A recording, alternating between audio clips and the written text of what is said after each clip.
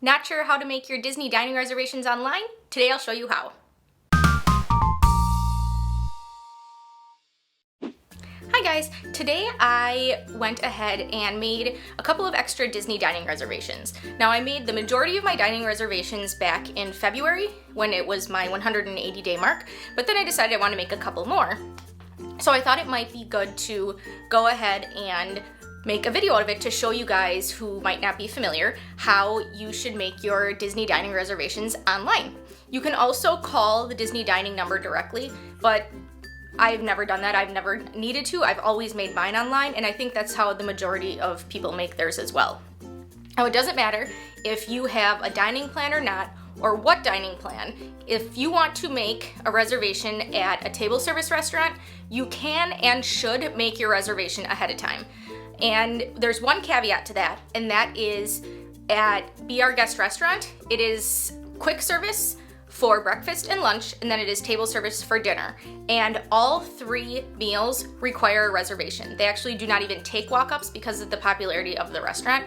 So if you're going to eat there, regardless of if it's breakfast, lunch, or dinner, quick service or table service, you really need to go ahead and make a dining reservation. So if you want to see how to do this, keep watching. So, like I mentioned before, I want to make a couple of dining reservations. Now, I was already able to make them almost 2 months ago, but I decided I wanted to make a couple more, so I thought I'd take you along in case you were interested. So you can see I'm at the Disney World homepage here. The website is disneyworld.disney.go.com, and you can see I'm logged in here and it says, Welcome Brittany. So now to make more reservations, I'm going to go to Things to Do, and then Dining is right at the top, and Make Reservations.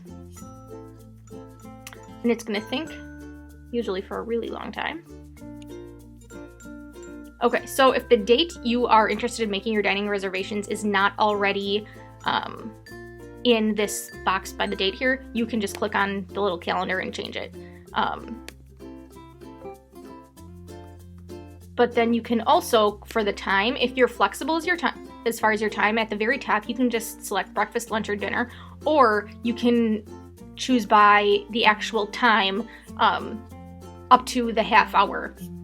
And you can make dining reservations on the quarter hour as well, but as far as selecting the times here, you can just select up to the half hour. And then you have your party size. So you have your date and your lunch, and my party size is already fine. So then I'm going to go to all parks and resorts, because right now it's showing me the restaurants that are available for every theme park and every resort and Disney Springs and ESPN in the Boardwalk. And I want to narrow it down a little bit. So I'm going to click on Animal Kingdom because I know I'm going to be at Animal Kingdom that day. And then Disney Springs and the Boardwalk because I'm willing to go eat there. And then let's see. Where else will I consider eating that day?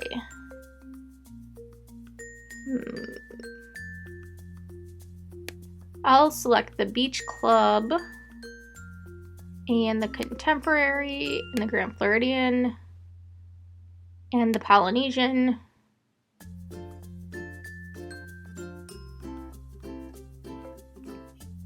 And then Fort Wilderness. The cabins and campsites at Fort Wilderness, they share. They're in the same, resort. So that I don't have to choose both of them. I can just choose one or the other. And then I'm going to select the Swan and Dolphin, just to give myself a nice assortment. And then you can see the restaurants come up. If you click Find a Table, your times that they're available will show up as well. There we go. Okay. If you didn't click Find a Table, you would see that these times aren't here, but you would just click on the restaurant and then you would be able to find the times from that page. So let's see what is available. So I'm going to go ahead and pick this one at Tusker House, 12:55. You select your time and it thinks some more. Okay, so then you want to pick the people in your party. And next. Okay, so you have to enter a credit card for holding the reservation, and if you were to not cancel it in time, then your card gets charged. But if you cancel it in time, then you don't have to worry about it.